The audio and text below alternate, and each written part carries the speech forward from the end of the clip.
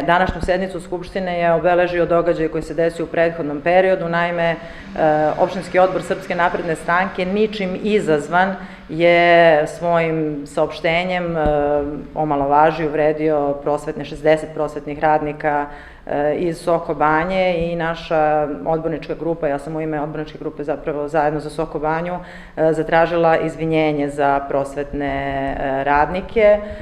Imali smo razgovor, sastanak šefova odborničkih grupa i predstavnici vladajuće stranke su to izvinjenje i uputili.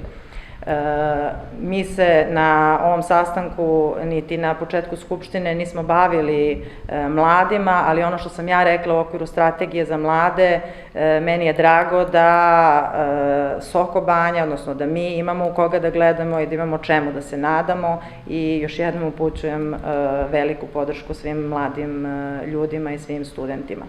Što se tiče današnje sednice, na dnevnom redu nisu bile prijatne tačke po građane opštine Soko Banja. Dakle, sve tačke su se odnosile na povećanje nameta, da kažem, za građane. Tu su bilo je povećanje administrativne lokalne takse, komunalne takse i naravno povećanje, ono što jeste ključna tačka ove sednice, povećanje cena vode za piće.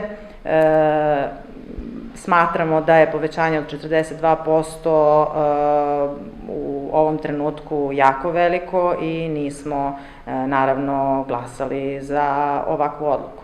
Na kraju sednice želim da kažem da, za razliku od lokalne vlasti koja je građanima opštine Soko Banje uputila čestitku za Novu godinu povećanjem cena vode za piće i povećanjem svih lokalnih administrativnih taksi, ja građanima opštine Soko Banje pre svega želim dobro zdravlje, lični uspeh i želim slobodnu 2025. godinu.